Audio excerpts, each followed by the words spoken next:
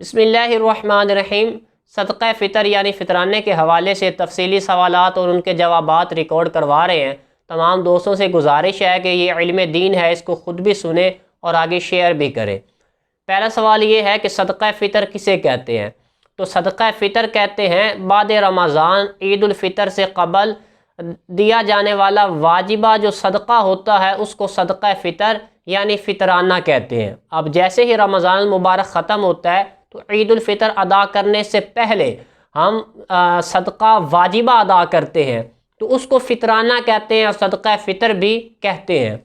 दूसरा सवाल ये है कि सदक़ा ये जो सदक़ा फ़ितर है ये किस किस पर लाजिम है, यानी आया ये हर मुसलमान पर लाजिम है या कुछ ऐसे अहबाब भी हैं कि जिन पर ये जो सदक़ा फ़ितर है ये लाजिम नहीं।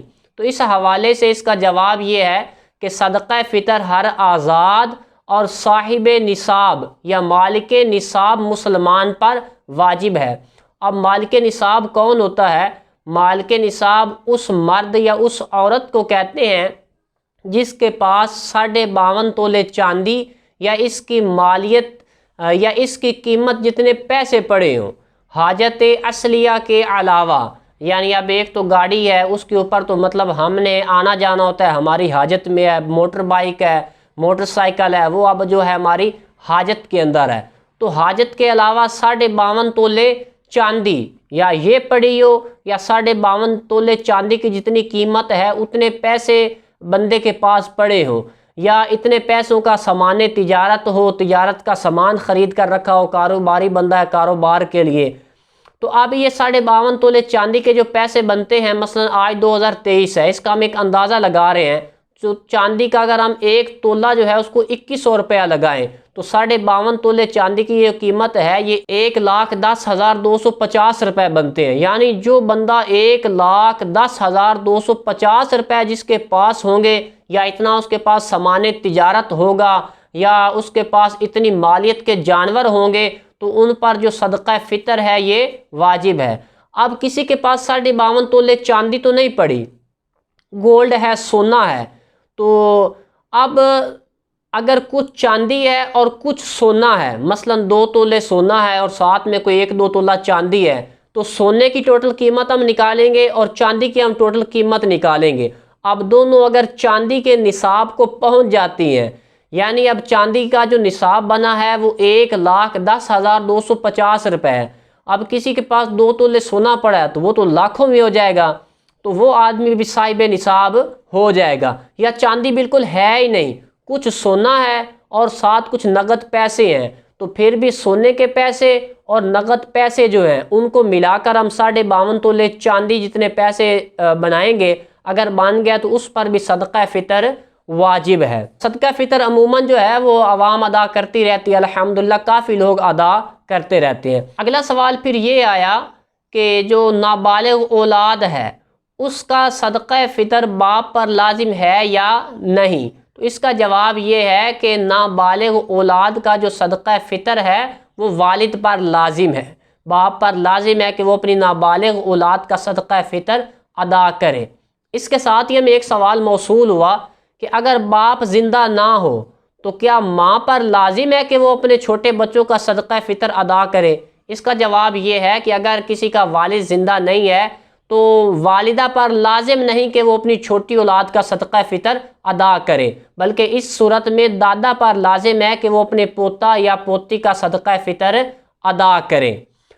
फिर इसके बाद हमें एक सवाल मौसूल हुआ सदक़ा फ़ितर के हवाले से कि अगर किसी ने रमज़ान मुबारक के रोज़े नहीं रखे, अब आया उस पर फ़ितराना लाजिम होगा या नहीं। तो अगर वो मालिक निसाब है तो उस पर फ़ितराना लाजिम है, अगर फ़ितराना नहीं देगा तो गुनाहगार होगा, क्योंकि एक तो उसने रोज़े छोड़े इसका गुनाह, ऊपर से फ़ितराना नहीं देगा तो इसका भी गुनाह मिलेगा। तो अगर कोई रोज़े नहीं रख रहा तो उस पर फ़ितराना फिर भी लाजिम है, अगर वो मालिक निसाब है तो उसे फ़ितराना माफ़ नहीं होगा। अच्छा, और हमें सवाल एक मौसूल हुआ कि ईद उल फ़ितर के दिन मेहमान घर पे आ जाते हैं, तो क्या उन मेहमानों ने अगर सदक़ा फ़ितर अदा ना किया हो तो जिस मेज़बान के घर वो जाते हैं क्या उस पर लाजिम है कि वो अपने मेहमानों का सदक़ा फ़ितर अदा करें। तो तो भाई मेज़बान पर लाजिम नहीं कि वो अपने मेहमानों का सदक़ा फ़ितर अदा करे, बल्कि मेहमान अगर माल के निसाब हैं तो उन पर ख़ुद लाजिम है कि वो अपना सदक़ा फ़ितर अदा करें। एक और हमें बड़ा इंटरेस्ट सवाल मौसूल हुआ कि बीवी ने अगर शोहर की इजाज़त के बग़ैर शोहर का फ़ितराना अदा कर दिया तो ये फ़ितराना अदा होगा या नहीं। तो इसका जवाब ये है कि अगर बीवी ने शोहर की इजाज़त के बग़ैर अपने शोहर का फ़ितराना अदा कर दिया तो ये फ़ितराना अदा नहीं होगा। इसके साथ एक और सवाल भी आगे मुत्तसिल मौसूल हुआ कि अब अगर शोहर ने अपनी बीवी और बालिग बच्चों का फ़ितराना उनकी इजाज़त के बग़ैर अदा कर दिया तो ये अदा होगा या नहीं। पहले वाला तो था कि बीवी ने शोहर की इजाज़त के बग़ैर, तो यहाँ फ़ितराना अदा नहीं होगा।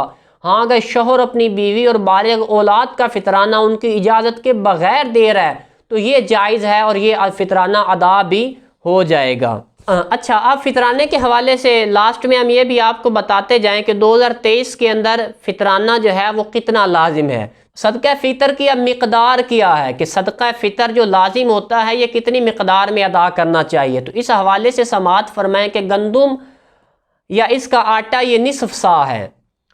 गंदुम या उसका आटा निसफ़ सा कहते हैं 2 किलो में से 80 ग्राम कम। खजूर, मुनक्का, जौ या जौ का आटा या सत्तू ये एक सा मतलब वो 4 किलो में से 160 ग्राम कम बनता है। अब जो आटा है इसकी कीमत भी हम अदा कर सकते हैं और गंदुम की कीमत भी हम अदा कर सकते हैं। दारुल इफ्ता अहले सुन्नत व जमात की तरफ से जो एहतियात वाली कीमत बताई गई है कि गंदुम का आटा जो है इसका जो फ़ितराना बनता है वो 320 रुपये एक बंदे का है। ये दारुल इफ्ता अहले सुन्नत व जमात की तरफ से एक एहतियात वाला जो फ़ितराना आया है। तो गंदुम का जो आटा है इसकी जो एक बंदे का फ़ितराना है ये 320 रुपये है। इसी तरह अगर कोई बंदा जौ के हिसाब से फ़ितराना अदा करना चाहता है तो ये 800 रुपये है। और खजूर जो दरमियानी खजूर है इसका अगर कोई फ़ितराना अदा करना चाहता है तो ये 2800 रुपये है। अजवा खजूर के हिसाब से अगर कोई बंदा अपना फ़ितराना अदा करता है तो 10,400 रुपये। और किशमिश के हिसाब से अगर कोई आदमी अपना फ़ितराना अदा करना चाहता है तो ये 6400 रुपये है। देखिए, हमने अपनी कोशिश और बसात के मुताबिक आपको सदक़ा फ़ितर के जितने हमें सवालात मौसूल हुए या कुछ हमने इजाफ़ा जात किया हमने आपको बताया। अब अगर किसी शरई मसले की किसी को समझ नहीं लगती तो स्क्रीन पर हमारा नंबर नज़र आ रहा होता है, उस पर आप व्हाट्सअप करके हमसे पूछ सकते हैं। देखिए, कॉल करेंगे वो मैं सुनूँ या कोई और सुने उसकी तसल्ली नहीं। अगर आप मसला व्हाट्सअप फरमा देंगे तो इंशाअल्लाह हत्तल इम्कान हम कोशिश करेंगे आपके सवाल का हम आपको जवाब दें। फिर भी अगर किसी शरई मसले की समझ ना आए तो मुफ्तियाने कराम से, उलमा अहले सुन्नत से उस मसले के बारे रजू कर लेना चाहिए। अपनी अकल के घोड़े नहीं दौड़ाने चाहिए। अल्लाह ताला हमें दीन हक़ सीख कर उस पर अमल करने की तौफ़ीक़ अता फ़रमाए।